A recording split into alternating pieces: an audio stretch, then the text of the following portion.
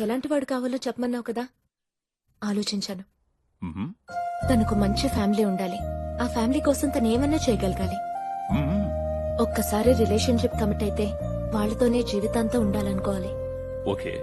కొంచెం middle class mentality అయి ఉండాలి. అంటే అంటే ఈ బంధాలు, అనుబంధాలు, సెంటిమెంట్లు కొంచెం ఎక్కువ ఉండాలి. హే సంధ్య, ఇప్పుడే నిద్ర లేచావా? బుక్ ఏమైనా చదివావా? No, why? అలాంటి వాళ్ళు కలల్లోనో పుస్తకాల్లోనో తప్ప నిజంగా ఉండరు. Don't think too much Sandhya. Bye. Okay, bye. అయ్యా, రాములవారి గుడైతే కట్టించారు గాని ఇంతవరకు కళ్యాణపేటల మీద మీ కుటుంబ సభ్యులు ఎవరు కూర్చోలేదు బాబు. కనీసం ఈసారైనా తమ మనవడి గారితో. బుద్ధస్తమానం పోచుకోరు కబుర్లే గాని అసలు వచ్చిన సంగతికి రావయ్యా. చూడండి రామచంద్రయ్య గారు, మీరు రాముల వారి గుడి అయితే కట్టించారు గాని ఇంతవరకు ఆ పీటల మీద మీ ఫ్యామిలీ మెంబర్స్ ఎవ్వరూ కూర్చోలేరు. ఈసారైనా మీ మనవడితో. ఓ, నేను చెప్పింది అదే. ముక్కినా మూలిగినా కోపమేడికి. అవునవును, నువ్వు చెప్పిందే కరెక్ట్. మీ నాన్నగారు దూరమైన బాధలో రమణమ్మ గారు నలుగురిలోకి రావడం మానేశారు బాబు. కనీసం ఈ నెపంతోనైనా మునపట్ల సంతోషంగా ఉంటారు.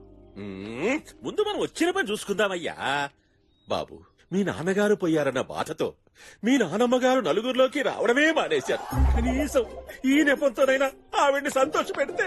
ఆయన చెప్పింది అదేనయ్యా. అవునవును, నువ్వు చెప్పింది కూడా కరెక్టే. చెవుడను ఒప్పుకోకుండా కవరింగ్ కోసం కక్కుర్తి. ఇది మాత్రం 100% కరెక్ట్ అయ్యా. బాబు, ఏం చెప్పింది, ఆయన చెప్పింది, ముఖ్యంగా నేను చెప్పింది, ఈ మూడు దృష్టిలో పెట్టుకుని ఆలోచించు. అలాగేనండి. ఎలాగూ టైం 1 మంత్ ఉంది కదా, ఏదోటి చేసి వస్తాను. ఏమండి, రేపటికల్లా మనీ ట్రాన్స్ఫర్ అవుతుంది కదా?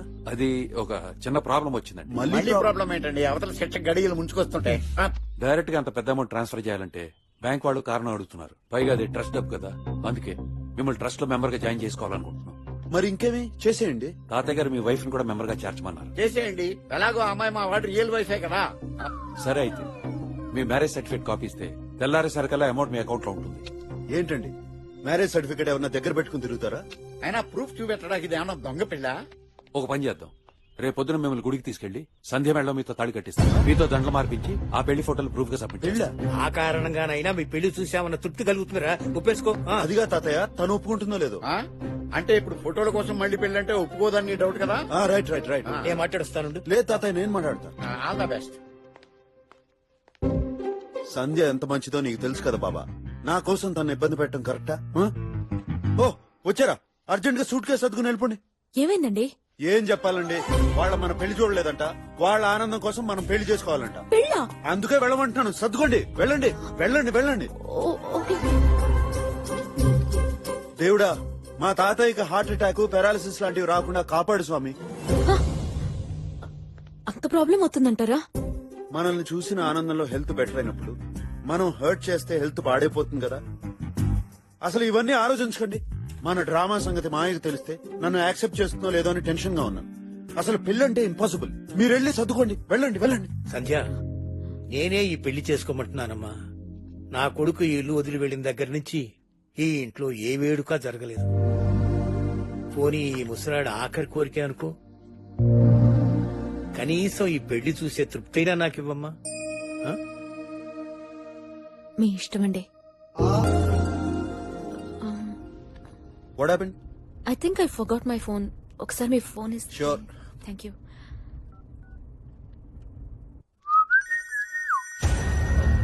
రోక్.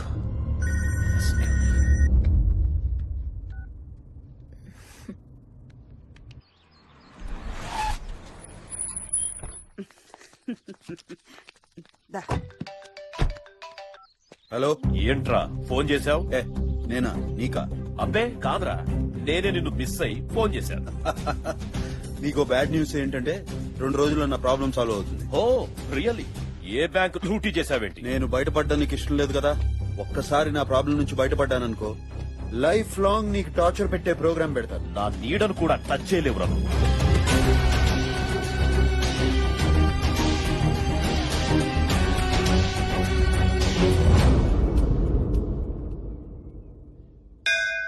నాది దేశం కాదు. మీరున్న దేశమే నా దేశం. నాకు ఆస్తి లేదు, నాకుంది. నాకు వయసు ఎక్కువ. నాకు మాత్రం తక్కువ. వయసులో ఉండగా అన్ని అనుభవించిన మీకు నన్ను చేసుకోవడం వల్ల కోల్పోయేది ఏమీ ఉండదు. వయసు దాటిపోతున్న తోడులేని నాకు మీ చెయ్యిని అందుకోవడానికి మించిన అదృష్టం ఏమీ ఉండదు. చాలా బాగుంటుంది. ఈ హారం నీకోసమే, వేసుకోమ్మా. అయ్యో ఇవన్నీ ఇప్పుడెందుకండి? ఈ హారం మా ఇంటి పెద్ద కోడలికి ఇవ్వటం తరతరాలుగా వస్తున్న ఆచారం అమ్మా. వాళ్ళ అమ్మకి ఇద్దామనుకున్నాం, కుదరలేదు. కనీసం నువ్వైనా వేసుకుంటే సంతోషంగా ఉంటుంది. వేసుకో.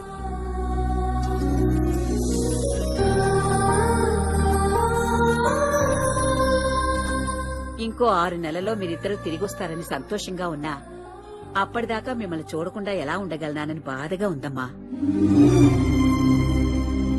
లేదు, money will be transferred in 4 days. No problem. చెప్తున్నాను కదా, సెట్ చేశాను. లేదు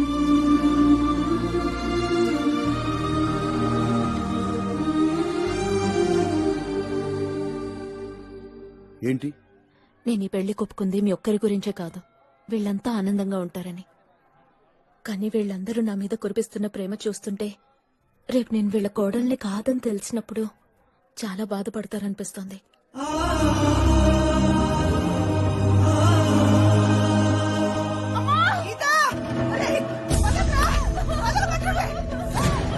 అడిగితే ఇవ్వరే, పెళ్లికి ముందే శోభనం చేసుకుంటారు. అప్పుడు మీరే వచ్చి బతిమిలాడిస్తారు.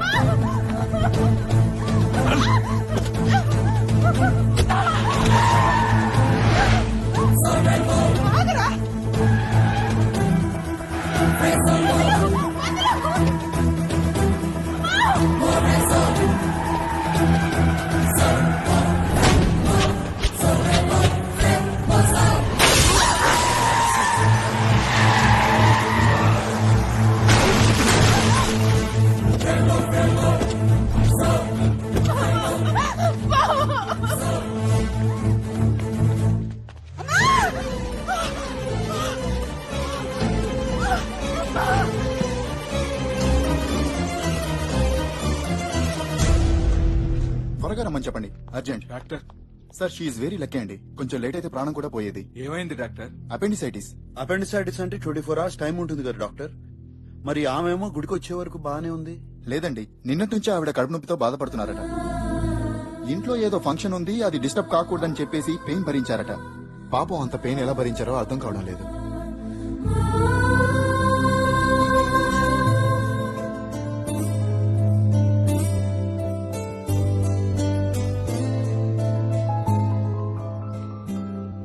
డోంట్ వరీ, ఆపరేషన్ అయిపోయింది. Keyhole surgery. 24 hours లో డిశ్చార్జ్ అవ్వచ్చంట. Nothing to worry. That's okay. But అంత పెయిన్ అన్ని గంటలు ఎందుకు? నీకోసం. వాళ్ళు నీ బంధాన్ని కోరుకుంటున్నారు, నువ్వు కావాలనుకుంటున్నారు. మళ్ళీ నువ్వెప్పుడు వస్తావునని వీలైనంత టైం నీతో స్పెండ్ చేయాలని చూస్తున్నారు. ప్రేమ ఉన్న చోట పెయిన్ తెలీదు. You're lucky.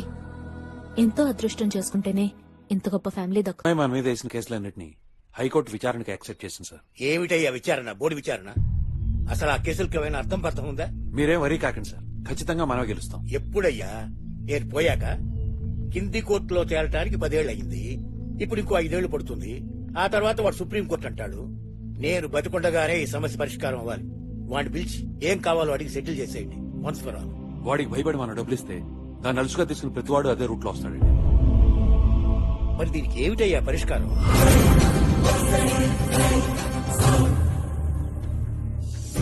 ఓకేరా, ఇప్పుడు కింగ్ వస్తే ఉంటది నా సామిరంగా. మొక్క తీరా.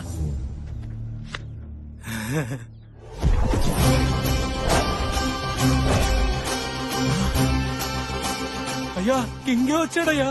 కింగ్ వస్తే ఆనందపడాలి కానీ అట్లా ఏడుస్తూ.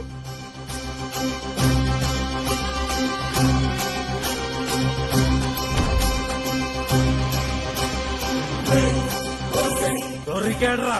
బాగున్నప్పుడు కొట్టేదానికి ఇప్పుడు లెక్క తేల్చేద్దాం. వేసేయండ్రా.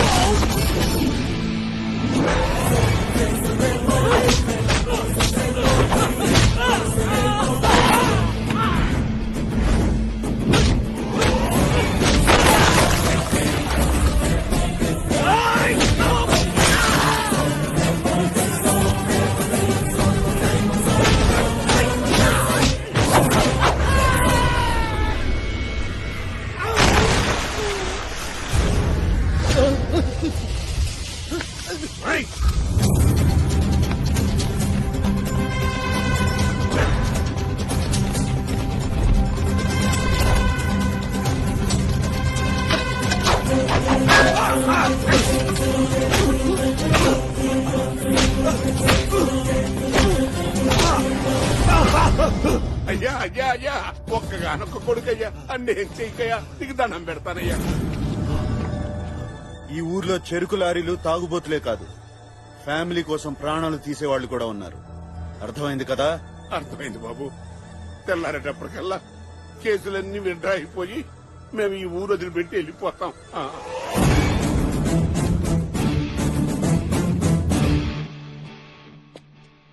తాతయ్యకి మీరు బలం అవ్వాలి తప్ప బరువు అవ్వకూడదు. మీరిద్దరూ సరిగ్గా ఉంటే ఇటువంటి పరిస్థితే రాదు.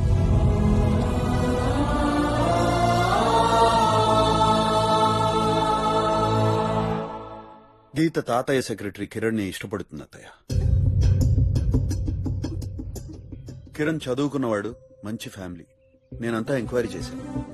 ఒక్కసారి వాళ్ళని పిలిచి మాట్లాడితే బాగుంటుంది.